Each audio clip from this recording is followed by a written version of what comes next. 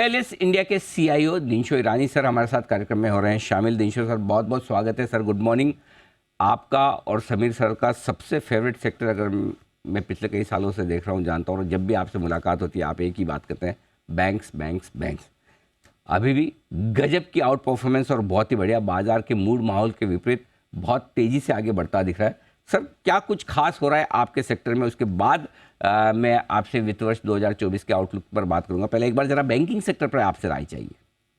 तो अनिल जी, धन्यवाद आपका शो पर आमंत्रित करने के लिए, और आपके और आपके दर्शकों को very good morning sir. Morning. आपने सही बोला कि हम प्यार करते हैं हमारे स्टॉक्स के साथ, बट एक्चुअली प्यार तो करते हैं लेकिन एनालाइज एवरी क्वार्टर करते रहते हैं कि अंडरस्टैंड कि कुछ गलत तो नहीं हो रहा है यहाँ पे। ठीक बट बात है। एनीवे, जैसे मैंने आपने पूछा कि बैंकिंग सेक्टर के बारे में, हमें ज्यादातर प्राइवेट सेक्टर बैंक्स पसंद है क्योंकि वो कंज्यूमर फेसिंग बैंक्स होते हैं, इसलिए। और दूसरा, एक बीच में एक सवाल उठ रहा था बैंक्स के ऊपर कि निम्स कहीं पीक आउट तो नहीं हो गए, क्योंकि आपके इंटरेस्ट रेट साइकिल तो बढ़ गए हैं लेकिन डिपॉजिट बढ़ नहीं रहे थे, और डिपॉजिट रेट बढ़ना चालू हुए हैं अभी।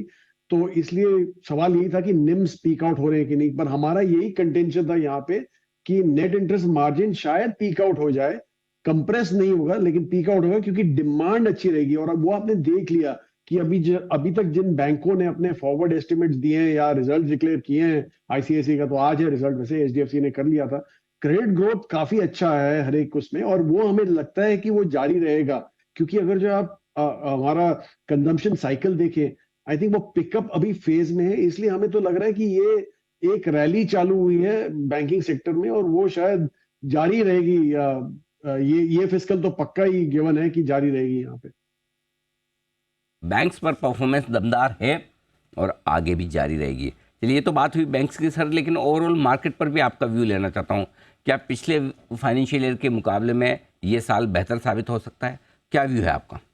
जी, पिछले फाइनेंशियल साल तो इतना अच्छा था भी नहीं, मतलब उससे तो बेहतर ही रहेगा, वो तो हम बोल ही सकते हैं। लेकिन हमें ये लग रहा है कि ये पहला जो हाफ है, वो शायद एक बैंड में रहेगा, क्योंकि एक तो ग्लोबल इवेंट्स भी इतना सपोर्ट नहीं कर रहे हैं यहाँ पे, और दूसरा डोमेस्टिक भी आप अगर जो देखें तो इन्फ्लेशन तो कंट्रोल हो गया थोड़ा अभी तक, लेकिन क्रूड वापस बढ़ गया है। तो एक्चुअली डब्ल्यूपीआई तो आप देख नहीं सकते ज्यादा, क्योंकि उसका वाईओवाई नंबर बहुत ही 14% वहां पे ग्रोथ दिख रहा था मार्च में, इसलिए थोड़ा वाईओवाई में आपको 1% दिखा है, और वो शायद उधर ही रहेगा आपको ये पूरे सितंबर, अगस्त सितंबर तक इतना ही आपको दिखेगा, क्योंकि एक पीक आउट हुआ था उस समय वहां पे डब्ल्यूपीआई पर। कंजम सीपीआई शायद आपको थोड़ा वही स्ट्रेच दिखे, 6 6.5 के आसपास दिखे आपको।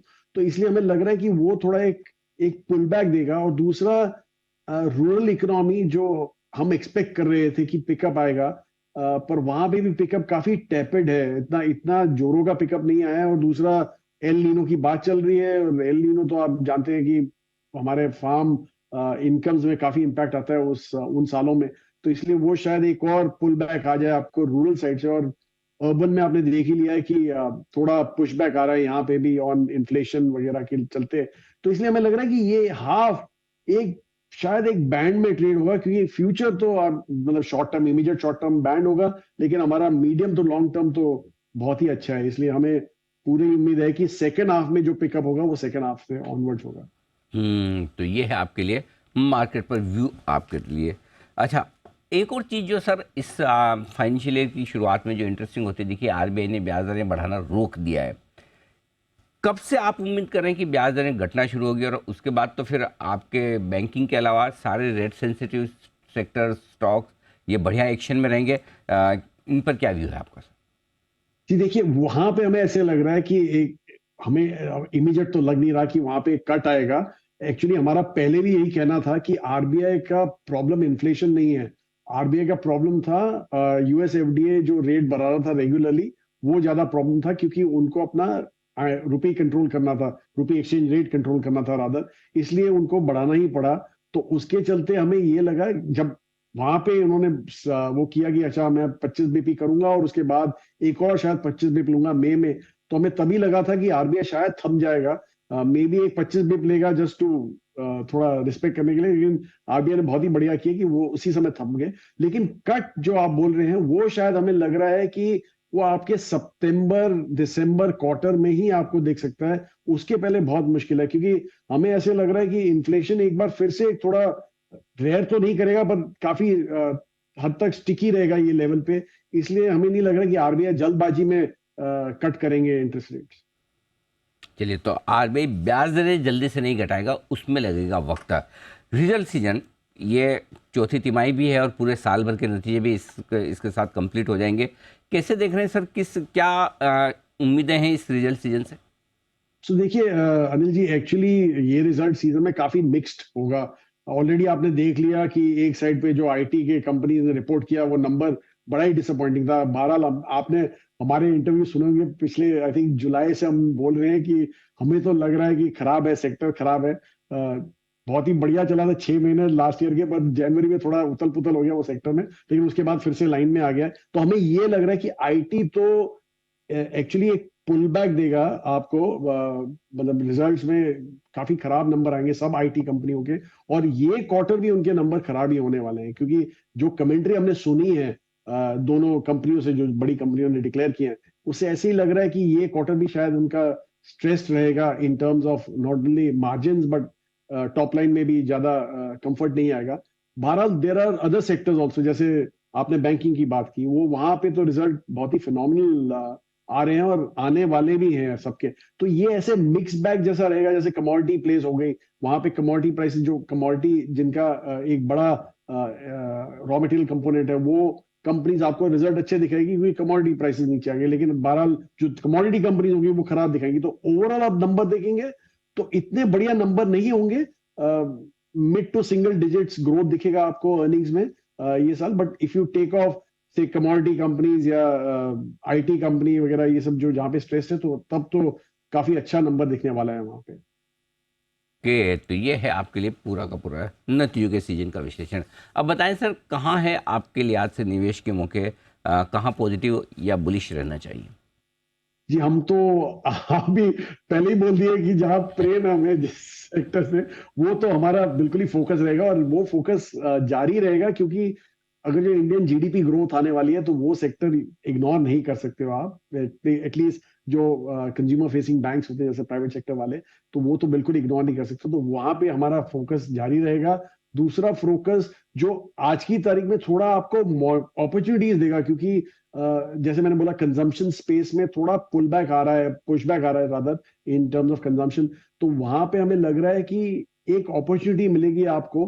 हमने थोड़ा बहुत ट्रिम किया था पहले, बिकॉज हमें भी लग रहा था कि वैल्यूएशन काफी स्ट्रेच हो गए हैं और फ्यूचर इतना वो नहीं लग रहा था अगले कपल ऑफ क्वार्टर्स। तो हम उल्टा वहां पे अभी ऐड करना वापस चालू कर दिए हैं वो स्पेस में, जो हम कहते हैं अफोर्डेबल लग्जरी या एस्पिरेशनल स्पेस, वहां पे हमने फोकस रखा है।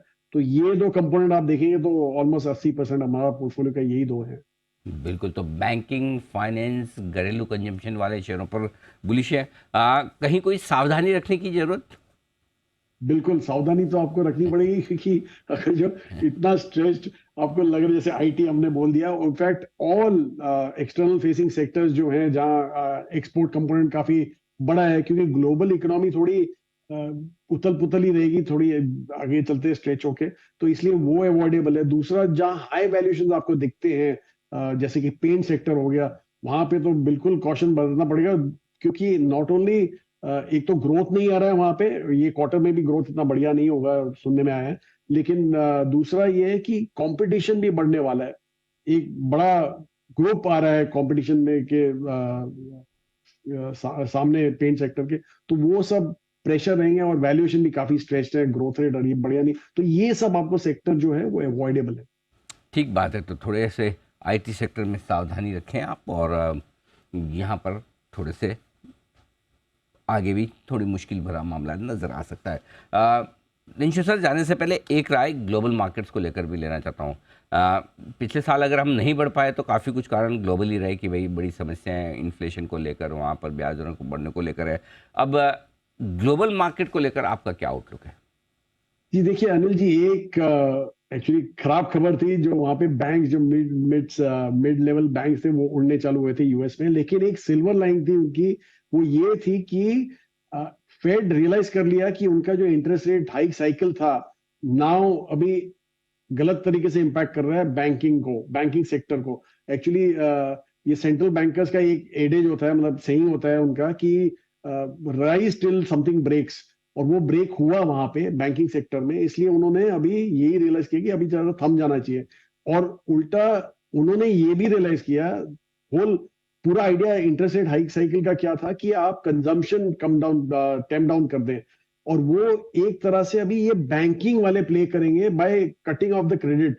तो इसलिए हमें लग रहा है कि वो प्ले आउट हो जाएगा, लेकिन अलग तरीके से होगा, इंटरेस्ट रेट साइकिल से नहीं होगा। तो इसलिए ये एक सिल्वर लाइनिंग थी, और इसलिए हमें लग रहा है कि हमें पहले तो लगा था कि ये पूरा साल निकल जाएगा एक बैंड में, लेकिन अभी ऐसा लग रहा है कि वहां पे भी, फेड में भी आपको शायद वो दिसंबर क्वार्टर में आपको दिखे कि एक रेट कट चालू हो जाएगा, अगर जो, और उल्टा एम्प्लॉयमेंट भी कम हो गया है वहां पे, मतलब एज एन अनएम्प्लॉयमेंट लेवल बढ़ गए हैं वहां पे। तो वो सब अच्छा है देखने के लिए कि इन द सेंस कि एक सॉफ्ट लैंडिंग हमें दिख रही है। तो होप यही है, देखते हैं अभी। ठीक बात है। तो चलिए थोड़ा बेहतर ग्लोबल मार्केट्स का भी आगे आउटलुक है, और भारतीय बाजार दुनिया भर के बाजारों के मुकाबले में करेंगे बेहतर प्रदर्शन, ये पूरा भरोसा है दिनशो सर को। सर बहुत बहुत धन्यवाद आपका हमें समय देने के लिए, और बाजार पर पूरी विस्तार से अपनी राय हमारे दर्शकों को देने के लिए। Thank you. Always a pleasure Anil ji. Thank you sir, thank you.